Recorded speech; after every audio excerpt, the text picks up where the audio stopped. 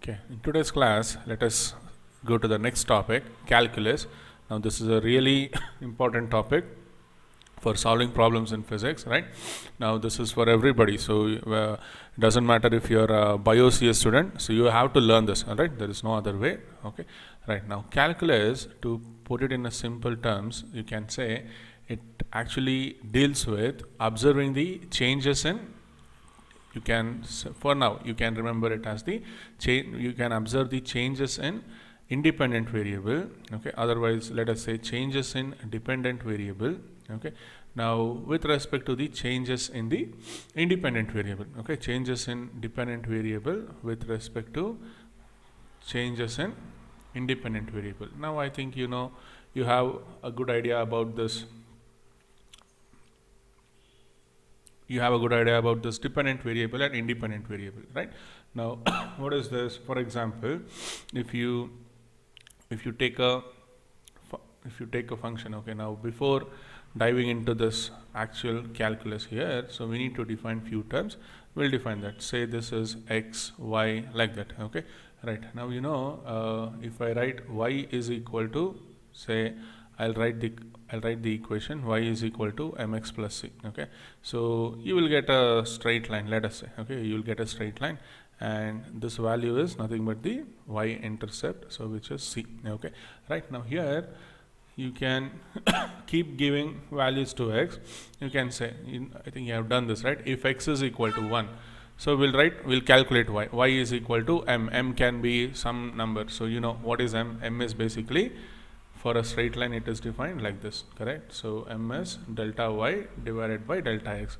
We saw this in the last class, correct? Now, so slope, that is m, that is equal to delta y divided by delta x. This is what we get, right? Now put that value here. M can be anything. I'm not taking specific numbers here. So if x is equal to 1, you will calculate y. If x is equal to 2, you will find out y, okay? Now here x can be considered as the independent variable, okay? X is the independent variable, okay? Independent variable, and y is the dependent variable, okay? Y is the dependent variable, we'll say, correct? If you take a look at this example, okay? Right, now yeah, before diving into the calculus here, right, now I think you know the difference between variables and constants, okay? Variables and constants. So any example? So variables you can choose x, y, z, a, any letter, right? Now when I say x is equal to 2, the current value of x is 2. When I say x is equal to 3, the current value of x is 3, like that, okay? Now constants, so there are many constants, all numbers, 2, 3, then pi and e, okay? So these are actually constants, right? Now if the value of if the value of x is changing continuously, so when I assign 2 for x, the x is actually holding the value of 2. When I assign 3 to x, it is having the value of 3, right? So if the value changes, okay, if the value changes, then we'll call them as variables, right? Now if the value remains constant, 2 is always 2, right? 3 is always 3, so these are called as constants, okay? So I think does not go into details because you know this already, variables and constants. I hope everybody knows about it, okay? Now next let us define a function, okay? Now from here the actual fun starts, okay? Function, fine. Now what is a function? We are talking about mathematical function, all right? Fine. So here we will, again, let us take x and y coordinates, okay? X and y coordinates. Now this is the origin, okay? Right. Now function usually will define, see, just now in this discussion we saw that for in this equation y is equal to mx plus c, correct? So in this equation y is equal to mx plus c, x we will consider as the independent variable, y we will consider as the dependent variable, okay? Now function, okay, this mathematical function, that is, you can also define this y as y is equal to f of x, okay? Now f simply tells you that f for function. F stands for function here, okay? So you have to read it as function of x, okay? Function of x, right? Now what does this function of x means? It's very simple. Now for example, say, I think you know about this curve y is equal to x square. Okay, so let me plot that. So if you plot that, this is how the graph looks. Okay, right, y is equal to x square. Now if you consider for each value of x, okay, for example, when I say x is equal to 1, what will be the value of y? Y will also be 1, correct? Y will also be 1. When I consider x is equal to 2, when I consider x is equal to 2, now y will be 2 square, which is 4. Okay, now a function, you can say y as a function of x. Listen to this, it's important. You can call y as a function of x only if we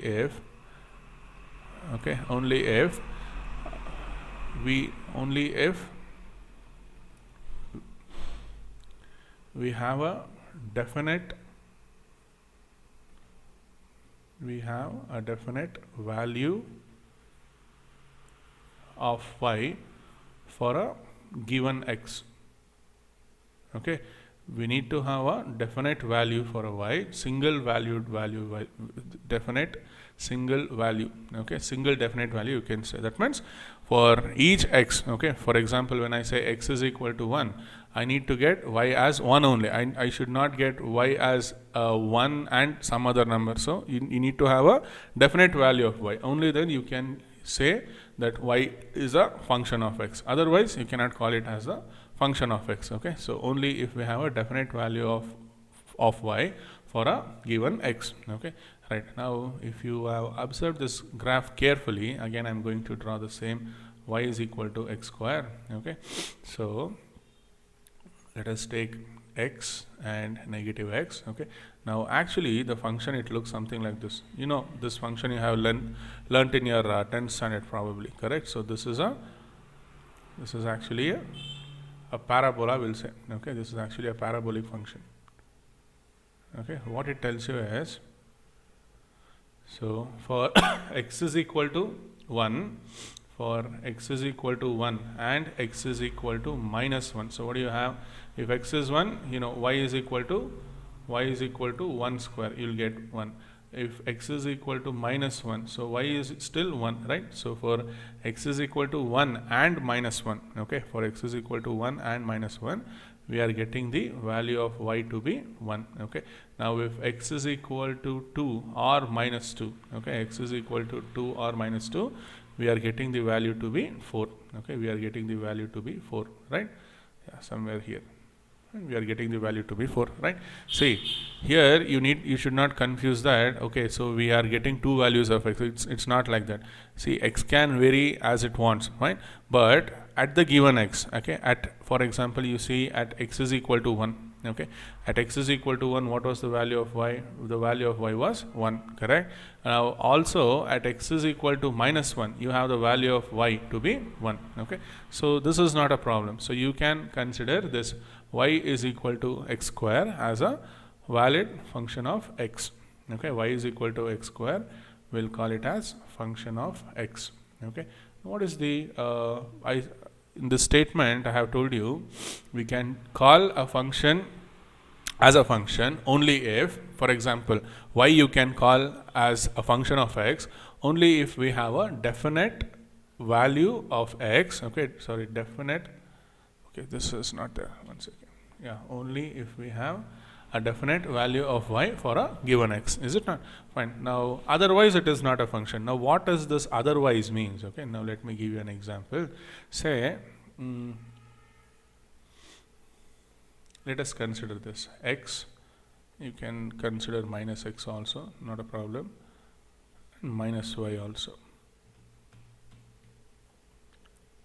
Fine. Now, this is the origin. Say this is some random function.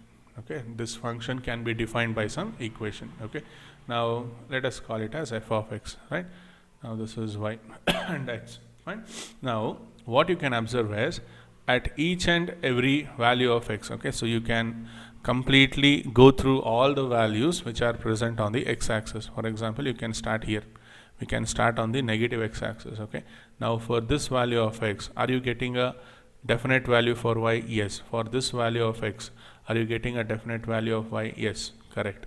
Now for this value of x, are you getting a definite value of y? Yes. Okay. Now you can check like that. So clearly this yellow curve, whatever I have drawn here, it tells you that it is a function of x. Okay. So there is no problem in that. We just don't know its equation, that is all. Okay. Now what if we try to see an example that cannot be called as a function of x, it looks something like this. Say this is x and this is y. Okay. So here you can write something like this. See here, like this. Okay. So if I take something like this, okay, so this you cannot call it as, if I say y is equal to f of x, so this cannot be considered as a function of x. The reason is, see, at a particular value of x, okay, if you take a look at this line here, okay, so at a particular value of x, you have two values of y. Okay, at a particular value of x, you will start getting two values for y, which is actually meaningless. Okay, so when I write like this, you can plot. Okay,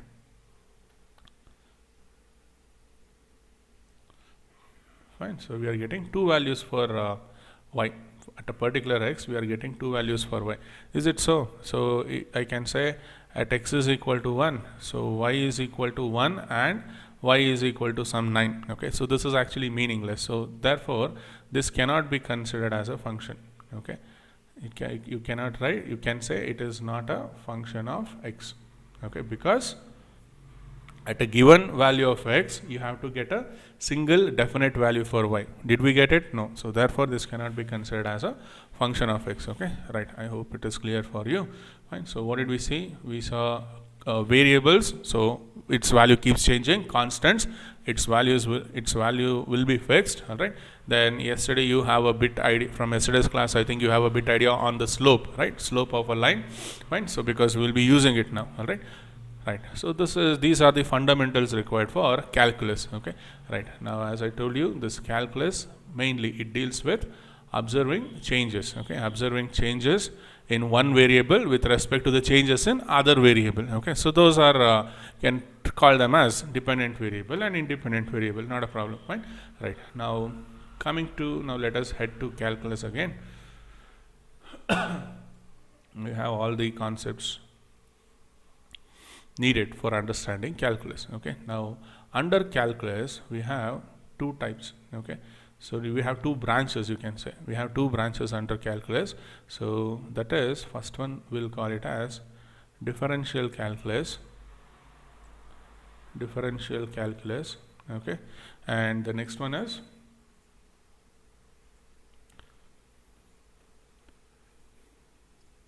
integral calculus.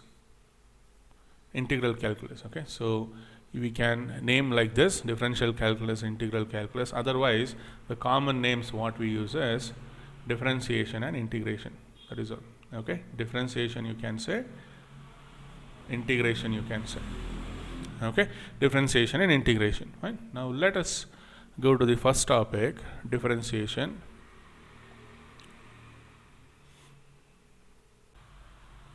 Yes, sir. Let us try to understand this differentiation with an example.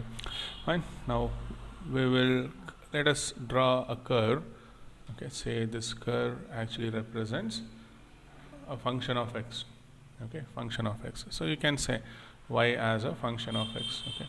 Yeah. Now what do we mean by function of x? For a given value of x, we need to have a definite value for y. Okay. So then you can call that function as a function of x, right? Yeah. Now coming to examples, so examples of functions of x. See, it is like this. So you can say y is equal to mx plus c, right? So m and c are constants. Then you can call this mx plus c as function of x. No doubt in that. No problem in that. Now just now we took y is equal to x square, correct? So this can also be considered as function of x, right? Now y is equal to, say you have 3x square plus 2x plus 1. Okay. Now this can also be this will also qualify as this will also qualify as function of x, right? So you can write y is equal to f of x. What is the only thing you have to check? Just put some value for x. You need to get a single value for y. That is all. Okay. So this will qualify as a function of x. Right. Now there are some functions where instead of having one variable, independent variable, as you know, here we'll take x as the independent variable and y as the dependent variable. Okay, right. So in some cases you will have functions like this, so x square plus 2y plus 3, like that. So if you observe here, say you will call it as it is equal to z. Okay, right. Now in this case, see here you have two variables, x and y. Okay, so in that case you can say z is a function of x and y. Okay, so while writing in that bracket, we'll write it as x comma y. That means the value of z is dependent on x and y also in this particular example. Okay, so remember this for time being. Yeah, now let us head back to differentiation again, right? So differentiation, here we have okay, now on this curve f of x, let us choose 2 points. Okay, I will choose point A and I will choose point B. Okay, now let us say the coordinates are of point A are x comma y. Now coordinates of point B, we'll see it now. Okay, so we'll try to write it in a different way. Fine. Now what do you mean by x comma y? So it only means you have to start at the origin, travel x along x-axis, y along y-axis. So you know that. Okay, so to avoid confusion, let us name the axis as capital X and capital Y. Okay, capital X and capital Y. Fine. Now this can also be considered as capital X. Okay, no problem. Right. If you want, you can stick to the same convention, small x and small y also, not a problem. And now here let us drop perpendiculars from point A onto x and y axis. Okay, so this is what we get. Okay, so this distance, it is x, that is from 0 to that perpendicular, right? Now this is actually, yeah, let us drop perpendicular from point B also. Now what does it mean? We'll try to see now. Okay, right. Now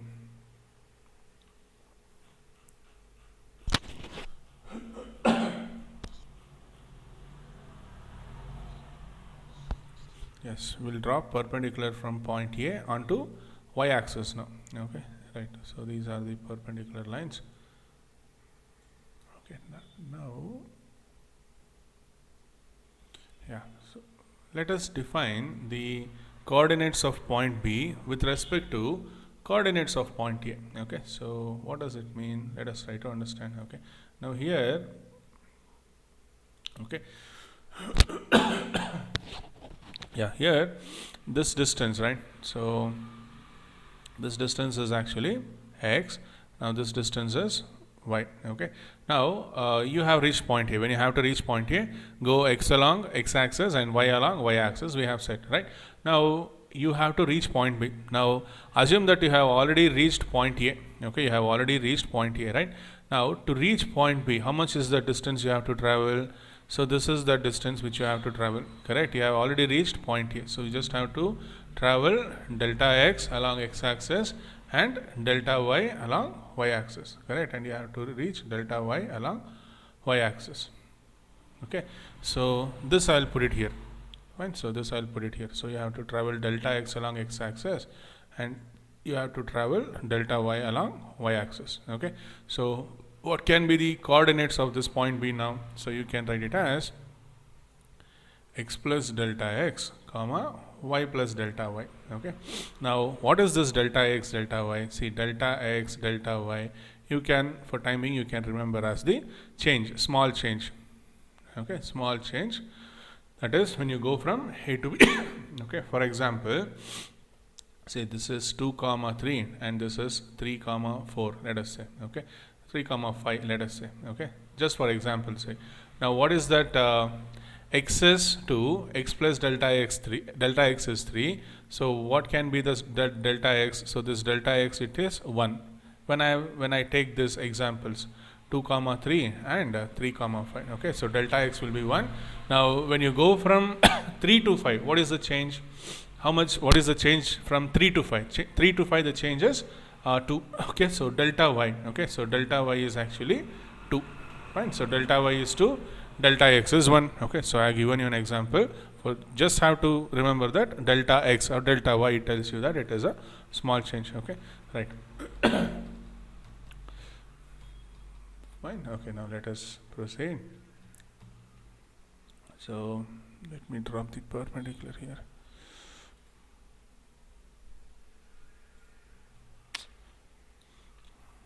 Okay, this is actually the perpendicular which we have dropped. Correct? Yeah. Everything is fine now. Okay, now we have these points A and B here, okay, with their respective coordinates, right? Now calculus, so under calculus we are dealing with differentiation, right? Now the question is, see here basically we'll see how the changes in one variable happen with the changes in the other variable with respect to the changes happening in the other variable. So in this particular graph we are trying to focus how the value of y changes, okay, how the value of y changes for the corresponding change in x, okay, for the corresponding change in x, right? Now what it means, let us try to understand. Now the question, the first yes, now the question is, what is the change in y? Okay, what is the change in y? That is y, the value of y, right? What is the change in y for the change in x? Change in x between the points A and B. Okay, so between the points A and B. Between the points A and B. Right, you need to understand this. It's not that difficult, it's easy. Now it's very simple. See, you are at point A. What is the value of x? What is the value of x coordinate? We have taken as x. When you go from A to B, how did this x value change? That is the x coordinate change. It changed, it got increased to delta x. Okay, now what is the change means? What does it tell you? So you know, I've always told you, change it can be measured by, take this x plus delta x as the final value. Okay, now this x as the initial value, right? So let us say the initial value of x, right? Now, yeah, initial value of x, correct? Yeah, x initial, let us say, that is at point A. X initial at point A, so that is x only, right? Now x final, so what did we get it as? X plus delta x. Okay, now the change, right? We can say the change in x coordinate. Okay, the change in x coordinate when you go from A to B, right? So that will be actually given as x final minus x initial, right? So that will be x plus delta x minus x. So we got delta x itself, is it not? Right? I have asked you to assume delta x itself as the change. Anyways, so delta x is the change in x coordinate when we go from A to B. Now the change in y coordinate, right? Now the change in y coordinate, I think you can understand now, it will be delta y when you go from A to B, right?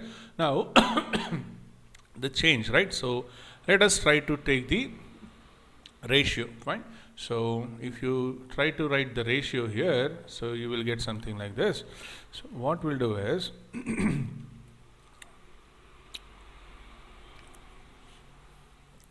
change in y with respect to change in x. Okay, change in x. Let us take the ratio now. Okay, so the ratio we will get it as delta y. Okay, so delta y divided by delta x. Okay, so this is what we get, right? So let me write it here. So this will be delta x and this is your delta y. Okay, now when you go from A to B, so if you take the ratio of change in y with respect to change in x, we are getting it as delta y divided by delta x. Okay, now there is one more way how we can define this delta y divided by delta x. Okay, right? Now this ratio, it simply tells you how your y is changing with respect to, okay, how y is changing with respect to the change in x. Okay, now why this is really important, you will come to know in when once the discussion continues. All right, fine. Now there is one more way where how you can express this delta y divided by delta x. Okay, right. Now how that is, what we can do is we can consider a secant. Okay, we can consider a secant which will pass through both a and b. Okay, we can consider a secant which will pass through both a and b. Okay, so that is this line. Okay, right.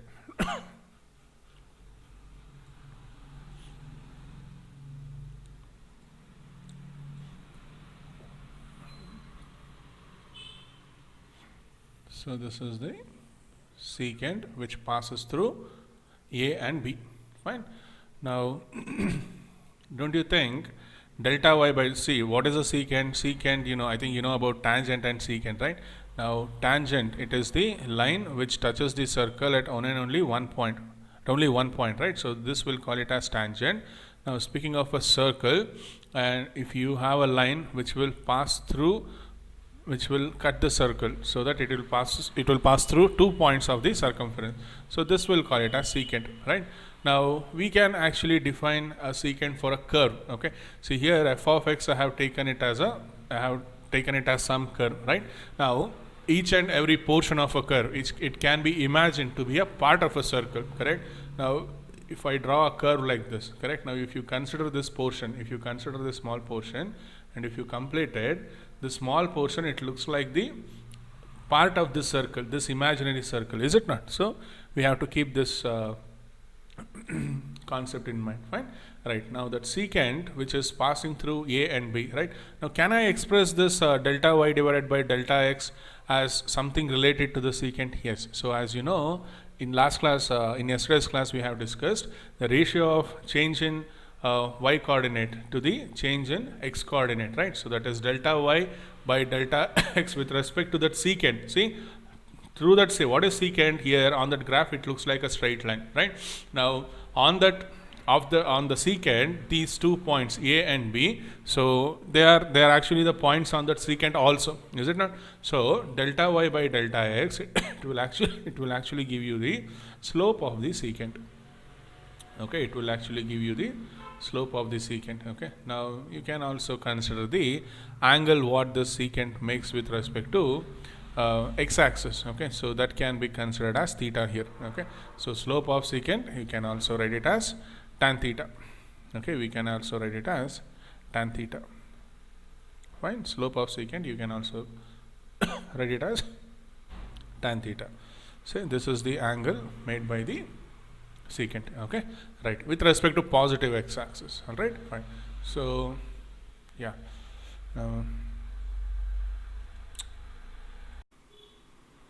okay, now that you have learnt the ratio of change in y divided by change in x, so that will give you the slope of the secant joining the 2 points. Fine.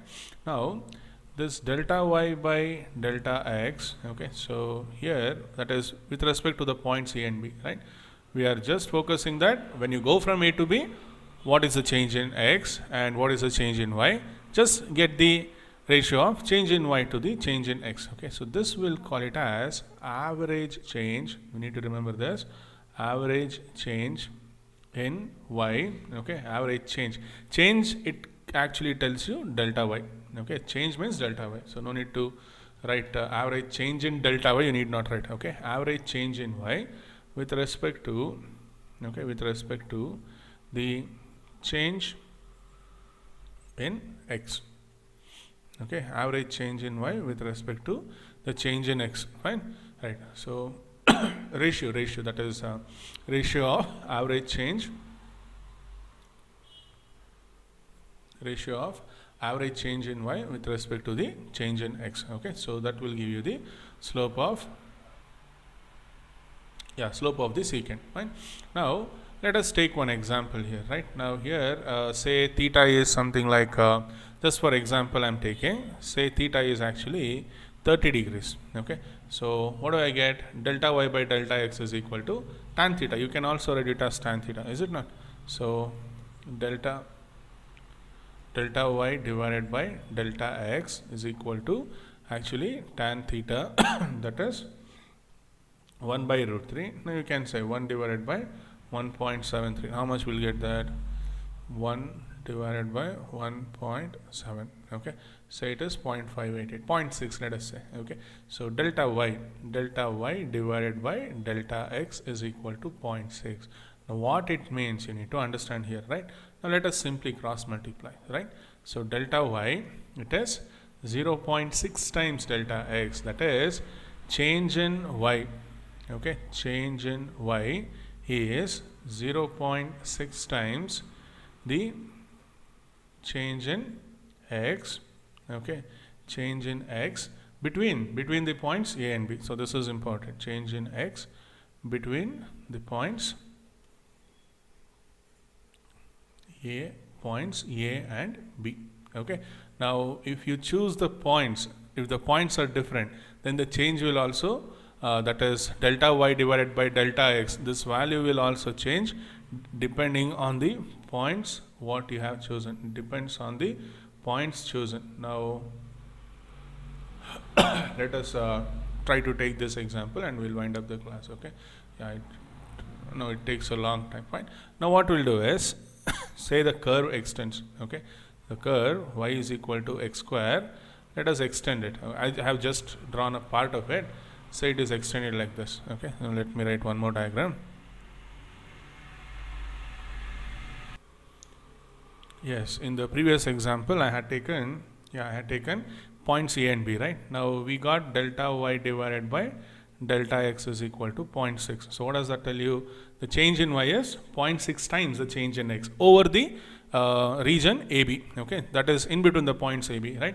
Now I'll choose two more points here. Okay, now you can, yes, let us say point C and point D. Okay, so this is point C and point D. Now let us take point D somewhere here. Yeah, so I think you got the concept now. So how this is important, you'll appreciate the result at the end. Okay, so point C and point D, right? Now say this is delta x and delta y. Now both are not same. Okay, so let us differentiate this region here. Sorry, let us take it as different delta x and delta y, right? Now between points C and D, now what did you observe? If you take the ratio of delta y divided by delta x, see here it was 0.6, right? Now here it almost looks like delta y is twice as that of delta x. Okay, so just for example's sake. Okay, so delta y divided by delta x, that is in between C and D. Okay, so that is actually 2. Now what does that tell you? In between point C and D, the average change in y, okay, the average change in y is 2 times the change in x. Okay, the average change in y is 2 times the change in x. Okay, so this is all you need to know. Fine. So I wish I could have continued more, but it will take a longer time. So yeah, we'll see in the next week once your exam gets over. Fine, right? So please make detailed notes. All right. Okay, let us see in the next class.